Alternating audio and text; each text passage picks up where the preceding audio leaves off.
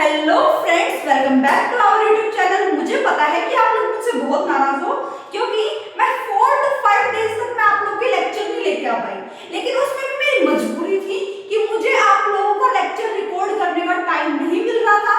लेकिन जो मैंने आपसे वादा किया था उसको हम लोग फुलफिल जरूर करेंगे। जो हम लोग UPSC class 10th polity NCERT को पढ़ने वाले थे फॉर यूपीएससी के लिए, वो हम लोग आज से फिर से कंटिन्यू करने वाले हैं। तो ध्यान से इस लेक्चर को देखते रहिए और लास्ट में यूपीएससी एस्पिरेंट्स के लिए बहुत ही अच्छे वाला सरप्राइज भी है और अच्छे वाला सस्पेंस भी आप लोग के लिए क्रिएट किया गया है। तो ध्यान से इस लेक्चर को देखें और पेशेंस के साथ उस सस्पेंस, उस गिफ्ट के लिए, उस सरप्राइज के लिए तैयार रहें, क्योंकि आज मैं आप लोगों को आपकी लाइफ का सबसे बेस्ट गिफ्ट देने वाली हूँ जो आपको इस लेक्चर पर देखने को मिलेगा। तो आज आप लोग देख पा रहे हो मेरे पीछे जो बोर्ड पे लिखा हुआ है, जो हम लोग कंटिन्यू करने वाले हैं। पहले हमने चैप्टर पढ़ा था, क्लास 10th का चैप्टर पढ़ा था आउटकम्स ऑफ डेमोक्रेसी। डेमोक्रेसी के क्या आउटकम्स निकलेंगे, क्या परिणाम निकलेंगे, उसके बारे में हम लोगों ने पढ़ा था। लेकिन अब हम देखने चाहते हैं कि डेमोक्रेसी को अपनाने के लिए हमें क्या क्या चैलेंजेस फेस करने पड़ते हैं, क्या क्या चीजें हमें फेस करनी पड़ती है, क्या क्या प्रॉब्लम्स का सामना करना पड़ता है, आज हम लोग इस चैप्टर में जानने वाले हैं। और एक और बात बता देती हूँ, मैं माइक लेने वाली हूँ, आप लोग इस चीज की टेंशन ना लें। मैं पूरी कोशिश करूंगी क्वालिटी इंप्रूव हो वीडियो की, लेकिन थोड़ा सा आप लोग भी मैनेज करते हुए चलो। ओके, तो हम लोग लेक्चर की शुरुआत करते हैं। चैप्टर का नाम क्या है? Challenges of democracy. डेमोक्रेसी के बारे में आप लोग 6th से लेकर 10th तक पढ़ते ही आ रहे हैं कि मैम डेमोक्रेसी ये है। डेमोक्रेसी क्या है? जब एक शासक को हम चुनते हैं लोगों के द्वारा, जनता एक अपने लीडर को चुनती है और वो जो लीडर होता है वो अकाउंटेबल होता है, जवाबदेह होता है। अगर वो कुछ भी काम करता है, अगर उसने कुछ गलत डिसीजन भी ले लिया तो वो जवाबदेह होगा जनता को कि मैंने इसलिए इस चीज को डिसीजन लिया है। तो सबसे पहले शुरुआत ही हम लोग डेमोक्रेसी की डेफिनेशन या फिर मीनिंग अर्थ से करेंगे। तो करते हैं उसकी शुरुआत। Meaning of democracy. Democracy is a form of government. Democracy एक तरह का ऐसा गवर्नमेंट है, एक ऐसी सरकार है जहां पर रूलर्स जो होते हैं वो इलेक्ट होते हैं, चुने जाते हैं बाय द, किसके द्वारा चुने जाते हैं? पीपल, बाय द पीपल, लोगों के द्वारा चुने जाते हैं। And are accountable to them, और इन लोगों के लिए अकाउंटेबल भी वही सरकार, वही लीडर होगा जिन्होंने उनको चुना। क्या इतनी बात समझ आई? तो डेमोक्रेसी का मीनिंग आप सभी को पता है कि वो शासक जो जनता नागरिकों के द्वारा चुना गया है, और वो जो शासक है वो आपके लिए जवाबदेह होगा अगर वो कोई भी काम या फिर कुछ भी ऐसा गलत कर देता है, कुछ ऐसा लॉस कानून पास कर देता है जिससे जनता को प्रॉब्लम हो रही है, तो वो अकाउंटेबल होना चाहिए। तो आप लोगों को डेमोक्रेसी की डेफिनेशन तो पता चली, लेकिन यूपीएससी डेफिनेशन पूछते हैं। यूपीएससी पूछता है कि क्या इस चीज में कौन सी चीज है, कौन सा फीचर जो डेमोक्रेसी का नहीं है, या फिर कौन से चैलेंजेस जो है वो डेमोक्रेसी फेस करती है। तो इन सब चीजों के बारे में आज आप लोग जानेंगे। Meaning of challenges in democracy. Democracy में क्या क्या चैलेंजेस हम फेस करती है एक डेमोक्रेसी, एक लोकतंत्र देश, इसके बारे में जानते हैं। अब चैलेंजेस, जो चैलेंज फेस करती है, जो डिफिकल्टी, जो परेशानी, जो प्रॉब्लम फेस करती है, वो है require serious effort to solve. अगर हम लोग कुछ एफर्ट डाल रहे हैं, हम लोग कुछ कानून पास कर दिया हम लोगों ने, उसको अप्लाई करने के लिए, ताकि वो सब जो जितनी भी जनता है वो उसको माने, उस कानून को माने, तो उसके लिए हमें कुछ एफर्ट्स डालने पड़ेंगे। क्या डालने पड़ेंगे? एफर्ट्स। और एफर्ट्स डालने के लिए अब आप बताओ, इतना बड़ा देश है हमारे पास, तो हर जगह वो पॉलिसीज, वो स्कीम्स, वो कानून पहुंचाना, वो एफर्ट का काम है। क्या है? एफर्ट का काम है। और उससे जो डेमोक्रेसी है वो चैलेंजेस, प्रॉब्लम्स फेस करती है। अगर मैं सेकंड पॉइंट की बात करती हूँ, democracy a dynamic system. Democracy एक डायनामिक सिस्टम है, यानी कि वो चेंज होता रहता है। आप लोग देखिए, हर 5 साल बाद हमारी जो गवर्नमेंट है वो चेंज होती रहती है। तो क्या वहां पर अनस्टेबिलिटी नहीं आएगी? क्या वहां पर कुछ ना कुछ परेशानी नहीं आएगी? अगर हम लोग डेमोक्रेसी, लोकतंत्र देश को अपना रहे हैं, तो वहां पर आप लोगों को क्या देखने को मिलेगा? कॉन्टिन्यूअसली न्यू इश्यूज, यानी कि नए प्रॉब्लम्स आप लोगों को देखने को मिलेंगे। ये बात आप लोगों को याद रखनी है। कोई किसी पार्टी में जा रहा है, उस देश का उस सदस्य, वो उस पार्टी का सदस्य दूसरी पार्टी में जा रहा है, या फिर इलेक्शंस हो रहे हैं, या फिर किसी कारण की वजह से इलेक्शन दोबारा कराने पड़ गए, तो फिर ये सारी चीजें क्या होगी, ये फेस करता है एक डेमोक्रेटिक कंट्री। क्या फेस करता है एक डेमोक्रेटिक कंट्री, क्योंकि वहां पर इलेक्शन क्या है, जरूरी है। तो डायनामिक है डेमोक्रेटिक, यानी कि वो कुछ ना कुछ चेंजेस आते ही रहते हैं। आपको इस बात का ध्यान रखना। चैलेंजेस अराइज, जो चैलेंजेस अराइज होते हैं कि जन्म लेते हैं, वो क्या किससे होते हैं, ड्यू टू इनइक्वालिटी।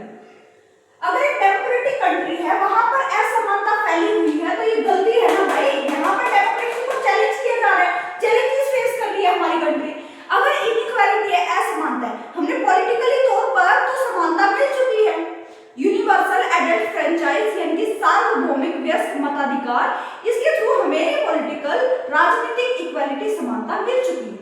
लेकिन क्या हमें सामाजिक समानता मिली, क्या हमें आर्थिक समानता मिली, नहीं। तो यहाँ पर जो डेमोक्रेसी फेस करती है चैलेंजेस, वो है इनइक्वालिटी यानी कि असमानता, करप्शन क्या है भाई, कोई किसी को मार दे रहा है, कोई किसी को जान से मार डाल रहा है, कोई किसी से रिश्वत ले रहा है, घूस ले रहा है, तो ये क्या होगी, करप्ट हो गई, क्या होगी, करप्ट हो गई। तो यहाँ पर डेमोक्रेटिक कंट्री करप्शन भी फेस करती है, जो आप लोग को याद रखना है। सोशल डिवीजन, डेमोक्रेसी में कई बार जो है सोशल डिवीजन भी हो जाते हैं, समाज के द्वारा विभाजन भी हो जाता है, लैंग्वेजेस के आधार पर हो जाए, रिलीजन के आधार पर हो जाए, कास्ट के आधार पर हो जाए, तो ये सारे सोशल डिवीजन आप लोगों को देखने को मिलते हैं। और हमारी कंट्री में तो सबसे ज्यादा देखने को मिलते हैं, ये बात आप सभी को पता भी है कि हमारी कंट्री में सबसे ज्यादा भेदभाव किस कारण होता है भाई, धर्म के आधार पर होता है, रिलीजन के आधार, धर्म के आधार पर हो गया, जाति के आधार पर हो गया, तो ज्यादातर इन सब चीजों के बेसिस पर ही होता है। उसके बाद वीक इंस्टीट्यूशन, जब संस्थाएं कमजोर होती हैं तो वो चैलेंजेस फेस करती हैं, यानी कि हमारा जुडिशरी सिस्टम, हमारा न्यायपालिका जो है वो इतनी ज्यादा कमजोर है, उसके हाथ में पावर ही नहीं है, तो वो क्या होगा, वीक इंस्टीट्यूशन हो गया, संस्था हो गई, जिसको चलाने के लिए एक डेमोक्रेटिक कंट्री को चैलेंजेस फेस करने पड़ते हैं। तो कुछ इंस्टीट्यूशन हमें स्ट्रॉन्ग बनाने पड़ते हैं ताकि वो प्रॉब्लम्स अगर आती है तो उसको सोल्व कर सके। क्या इतनी बात प्रॉब्लम समझ आई आप लोगों को? ये सारी चीजें आप लोग को जानना जरूरी है, और आज हम लोग चैलेंजेस ऑफ डेमोक्रेसी के बारे में ही पढ़ने वाले हैं। और लास्ट में मैं आप लोग को पीवाईक्यूज भी लेके आई हूँ, यूपीएससी किस किस चीजों से लिंक करेगा, ये सारी चीजें आप लोग पढ़ोगे। अब अगर मैं बात करती हूँ major challenges of democracy, democracy के कुछ मेजर चैलेंजेस क्या होते हैं? मान के चलो कि हमारा देश गुलामी से अभी अभी आजाद हुआ, इमेजिन करो कि हमारा देश गुलामी से अभी अभी आजाद हुआ है, जहां पर एक राजा है जो एक कट्टर राजा है, जो किसी को भी मार दे रहा है, किसी को भी पीट दे रहा है, कुछ भी कर दे रहा है, उसको कोई फर्क नहीं पड़ता। अब हमारा देश हो गया आजाद। अब जब हम डिक्टेटरशिप से निकलकर, तानाशाही मोनार्की राजतंत्र से निकलकर जब हम डेमोक्रेसी की तरफ बढ़ते हैं, तो हमें बहुत सारी चीजें हम लोग लेके भी आ रहे हैं। इक्वालिटी, समानता होनी चाहिए, इक्वल अपॉर्चुनिटी होनी चाहिए, है ना, इक्वल अपॉर्चुनिटी होनी चाहिए, कुछ राइट्स होने चाहिए अपने रिलीजन्स के लिए, कुछ राइट्स होने चाहिए अपनी लाइफ्स के लिए। अगर हम इतनी सारी चीजें बना रहे हैं, डेमोक्रेटिक कंट्री में होती है, क्या वो चैलेंजेस फेस नहीं करेगी? इतने बड़े देश में उन चीजों को अपनाना क्या थोड़ा सा मुश्किल नहीं है? तो यही जो है वो डेमोक्रेसी जो है वो चैलेंजेस फेस करती है। फाउंडेशनल चैलेंज क्या करती है? फाउंडेशनल, जो फाउंडेशनल होता है ना, फाउंडेशन मतलब कि जो आप लोग मान लीजिए नींव, आप लोगों ने देखा होगा जब कोई घर बनाता है तो उसकी फाउंडेशन स्ट्रॉन्ग करता है, उसकी नींव स्ट्रॉन्ग करता है ताकि इतनी बड़ी बिल्डिंग बना सके। तो यहाँ पर भी अगर हम इतने बड़े लोकतंत्र देश में रह रहे हैं, लोकतंत्र को अपना रहे हैं, तो यहाँ पर कुछ फाउंडेशनल भी है जो हमें कुछ चैलेंजेस फेस करने पड़ते हैं। क्या फेस करने पड़ते हैं? Bringing down non democratic government, non democratic government से डेमोक्रेटिक गवर्नमेंट में आना बहुत बड़ा चैलेंज हो जाता है। किसी कोई भी सरकार आ जाए, कोई भी लीडर आ जाए, उसको डेमोक्रेटिक कंट्री बनाने में थोड़ा सा तो टाइम लगेगा भाई, थोड़ा सा क्या, बहुत ज्यादा लग जाएगा, समानता पाने के लिए, कुछ राइट्स, कुछ अधिकार पाने के लिए। तो ये जो है एक चैलेंजेस फेस करते हैं। उसके बाद अगर मैं सेकंड पॉइंट की बात करूं तो वो है चैलेंजेस ऑफ एक्सपेंशन। एक्सपेंशन का मतलब है कि जो हमने कानून, जो हमने कुछ भी स्कीम्स, पॉलिसीज बनाई है, उसको एक्सपेंड करना, उसको पूरे देश को बताना, ये भी चैलेंजेस फेस करने का ही काम है। इससे भी हमें प्रॉब्लम आती है। क्या आती है? हमने कानून बना दिया भाई, संसद में बैठे बैठे कानून बना दिया, हमें पता ही नहीं, हमने किसी भी सरकार ने कानून बना दिया, मोदी जी ने कानून बना दिया, लेकिन हमें पता ही नहीं क्या कानून है, क्या हम उसको फॉलो कर पाएंगे? नहीं ना। तो वहां पर एक्सपेंशन जरूरी होता है। क्या होता है? एक्सपेंशन जरूरी होता है। जो हमने कानून बनाए, जो हमने स्कीम्स, पॉलिसीज बनाई, वो लोगों तक पहुंचानी चाहिए, वो लोगों तक पहुंचानी चाहिए। तो वो कैसे पहुंचेगी? संसद के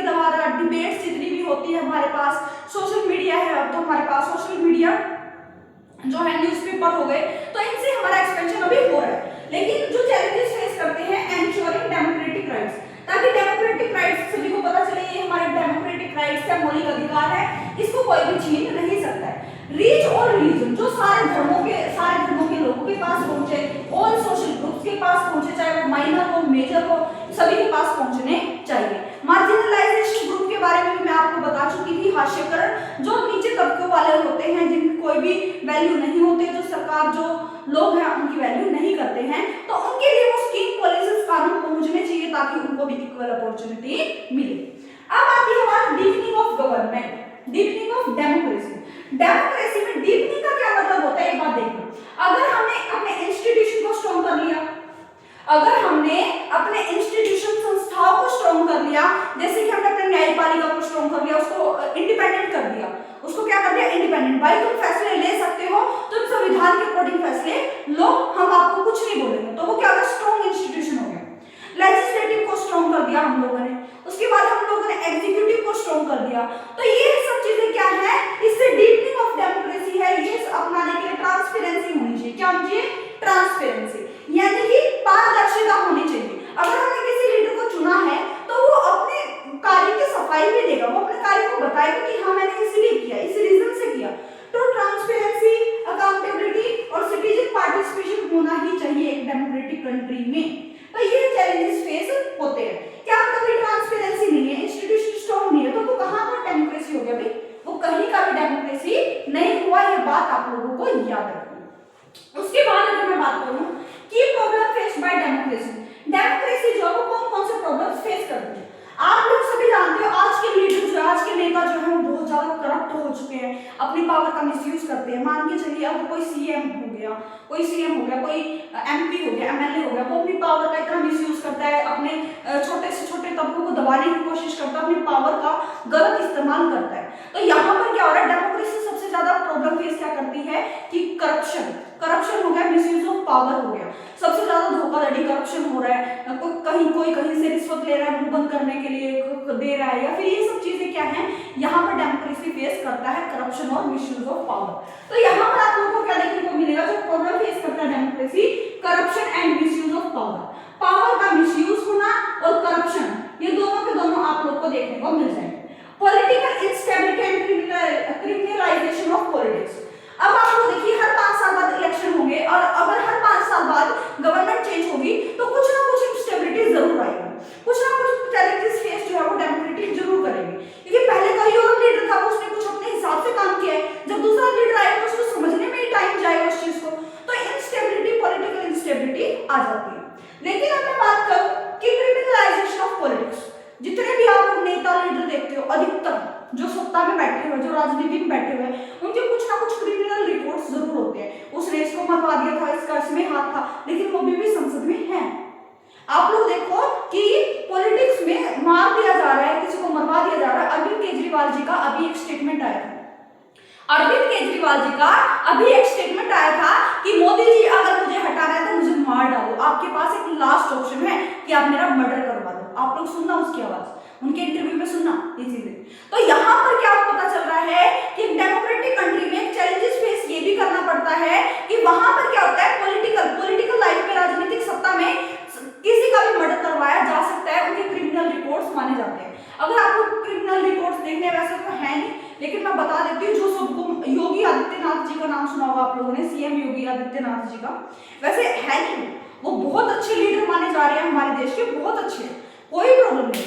लेकिन लोग जो बोलते हैं, मैं आप लोगों को वो बता रही हूँ, सीएम योगी आदित्यनाथ, उनका खौफ है, उनका डर है, ताकि अब यूपी में कोई ऐसे क्रिमिनल, ऐसे कोई मर्डर नहीं कर सकता, ये नहीं कर सकता। क्यों? क्योंकि उनका खौफ है। क्या है? खौफ है। इसी तरह किसी के पॉलिटिकल लीडर के क्या हो सकते हैं, क्रिमिनल रिकॉर्ड्स हो सकते हैं। उसके बाद सोशल इनइक्वालिटी, समाज में असमानता हो जाना, कास्ट के बेसिस पर, रिलीजन, धर्म के बेसिस पर, जेंडर यानी कि लिंग के आधार पर। पॉवर्टी सबसे ज्यादा डेमोक्रेटिक कंट्री में ज्यादा से ज्यादा मानी जा रही है अभी फिलहाल के लिए, और अनएम्प्लॉयमेंट, बेरोजगारी सबसे ज्यादा है। पॉवर्टी यानी गरीबी। डिक्टेटरशिप में क्या होता, अमीर और अमीर होता जा रहा था, और गरीब जो है वो वही पर स्थगित हो गया, गरीब एक वक्त की रोटी भी नहीं खा पा रहा। लेकिन डेमोक्रेसी में थोड़ा सा बदलाव आया है, समानता, कुछ राइट्स हम लोगों ने दिए हैं, लेकिन अभी भी पॉवर्टी और हम लोग अनएम्प्लॉयमेंट को कम नहीं कर पाए हैं। उसके बाद बाद लो पॉलिटिकल अवेयरनेस अमंग सिटीजन, हमारे देश के नागरिकों को पता ही नहीं है कि क्या क्या उनके अधिकार हैं, क्या वो पॉलिटिकल, क्या वो सत्ता में जाकर अपने अपने डिसीजन खुद ले सकते हैं। यस, बिल्कुल ले सकते हैं। यहाँ पर उनको अपने अधिकारों के बारे में पता होना चाहिए, क्या वोटिंग के अधिकार होते हैं, क्या वोट डालने से क्या महत्व होता है, उनके अंदर अवेयरनेस डालनी चाहिए। तो यहाँ पर fake news and miss information ज्यादातर अभी क्या चलती है, फेक न्यूज चलती है या फिर मिस इन्फॉर्मेशन चलता है। फेक न्यूज, न्यूज 18 इंडिया ज्यादातर मोदी जी के बारे में सबसे अच्छी अच्छी चीजें बताती है, होगा कुछ ना कुछ कनेक्शन, लेकिन आप लोग देख पा रहे हो कि कई बार क्या होता है, फेक न्यूज ज्यादा से ज्यादा चलती है ताकि लोगों को गुमराह किया जा सके। उसके बाद रिलीजनिज्म एंड कम्युनलिज्म, ये सारी चीजें जो है वो फेस करता है एक डेमोक्रेटिक कंट्री। लेकिन अब यूपीएससी क्या क्वेश्चन पूछता है ये मैं आप लोग को बता देती हूँ। यूपीएससी बोलता है कि गुड गवर्नेंस, अगर डेमोक्रेसी फेस भी करता है चैलेंजेस, लेकिन गुड गवर्नेंस अच्छी तरीके से चल तो रही है, कोई एक राजा ही आके वो सारे काम तो नहीं कर रहा, किसी को भी मरवा दिया, किसी के लिए भी जेल में डाल दिया उसको, तो फिर ये सारी चीजें नहीं होनी चाहिए। अच्छी सत्ता, अच्छी गवर्नेंस चलनी चाहिए हमारे पास। उसके बाद ट्रांसपेरेंसी और अकाउंटेबिलिटी होनी चाहिए, पारदर्शिता होनी चाहिए और जवाबदेही। कोई भी गवर्नमेंट हो, कोई भी लीडर हो, उसको ट्रांसपेरेंसी, पारदर्शिता रखनी चाहिए ताकि लोगों को पता चल सके वो क्या काम कर रहे हैं, और अकाउंटेबल, अगर उन्होंने कुछ ऐसा कुछ गलत डिसीजन ले भी लिया है तो वो अकाउंटेबल हो, जवाबदेह हो जनता के प्रति। उसके बाद इलेक्टोरल रिफॉर्म्स, कुछ इलेक्टोरल रिफॉर्म्स भी किए गए हैं। इलेक्टोरल रिफॉर्म्स यानी कि चुनावी जो हमारा प्रकरण है उसमें कुछ रिफॉर्म्स, कुछ चेंजेस लाए गए हैं ताकि हमारे एक लोकतांत्रिक देश को और बेहतर बनाया जा सके।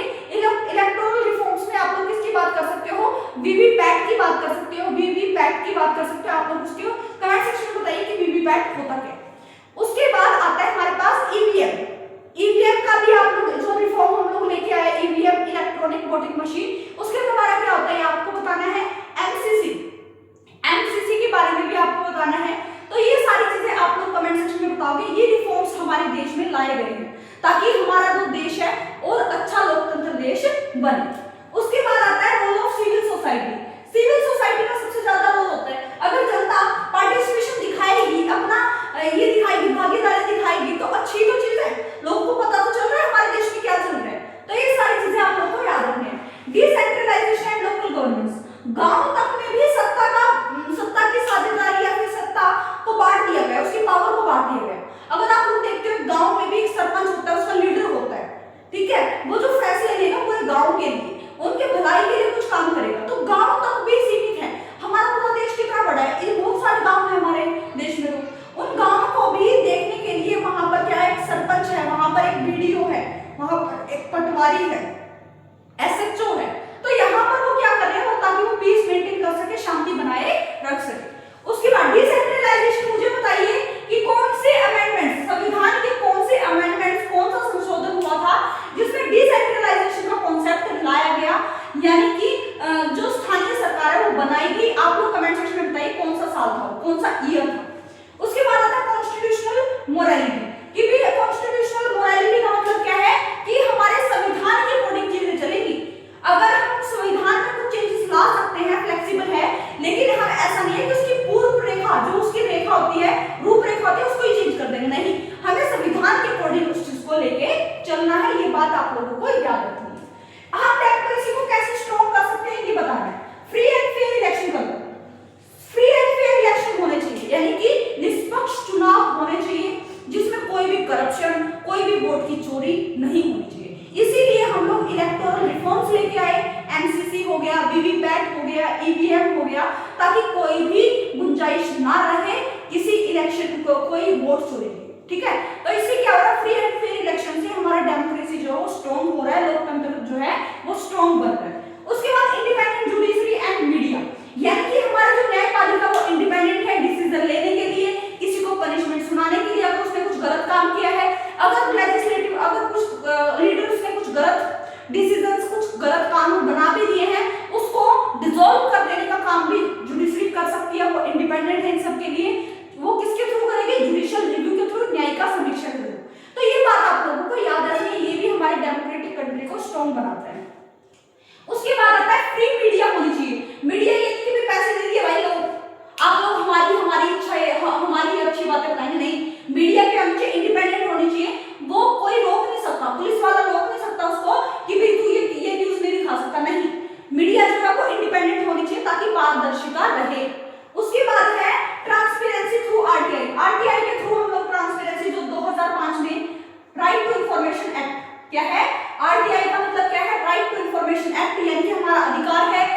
इंफॉर्मेशन जानकारी जानने का, तो ये हमारे पास ट्रांसपेरेंसी दिखाती है हमारी गवर्नमेंट। उसके बाद एजुकेशन एंड पॉलिटिकल अवेयरनेस, भाई हमारे देश का जनता का हर एक नागरिक जो है, हर एक बच्चा जो है वो एजुकेटेड होना चाहिए, शिक्षित होना चाहिए और उसको पता होना चाहिए कि सत्ता के लिए क्या क्या चीजें होती हैं। तो ये सारी चीजें हमारी डेमोक्रेटिक कंट्री को स्ट्रॉन्ग बनाता है। रिड्यूसिंग करप्शन, इससे क्या होगा, करप्शन कम हो जाएगा और उसके बाद थ्रू रिफॉर्म्स, करप्शन कब होगा, जब रिफॉर्म्स लाई जाएंगे। जैसे हमने वोट चोरी के ऊपर जो है वो बिल्कुल तंजील बना दिया कि भैया अब वोट चोरी हो ही नहीं सकती, तो यहाँ से करप्शन क्या हो गया, कम हो गया। तो जब हम रिफॉर्म्स लेके आते हैं, बहुत सारे कानून बनाते हैं, उससे क्या होता है, हमारी डेमोक्रेटिक कंट्री जो है वो क्या होता है, स्ट्रॉन्ग होता है। ये बात आप लोगों को याद रखनी है। अब ये मेंस पीवाईक्यूज आप लोगों को खुद से करके लेके आने हैं, ये बात आप लोग याद रखना। अब जो आप लोगों का, मैं आप लोगों को जो सरप्राइज देने वाली हूँ वो मैं आप लोगों को पोस्ट के थ्रू बताऊंगी। ये बात आप लोगों को याद रखनी है, क्योंकि अब शोर आ रहा है बाहर से, तो आप लोग नहीं सुन पाओगे इस चीज को जो मैं आप लोगों को बताना चाह रही हूँ। ठीक है, तो आप लोगों को ये क्वेश्चन करने हैं कि डेमोक्रेटिक गवर्नेंस में ट्रांसपेरेंसी का क्या महत्व है, डिस्कशन करिए। फाउंडेशनल और एक्सपेंशन चैलेंजेस ऑफ डेमोक्रेसी आपको बताना है। उसके बाद मेजर चैलेंजेस बताने हैं जो फेस करता है डेवलपिंग कंट्री। क्या क्लियर हुआ? पक्का?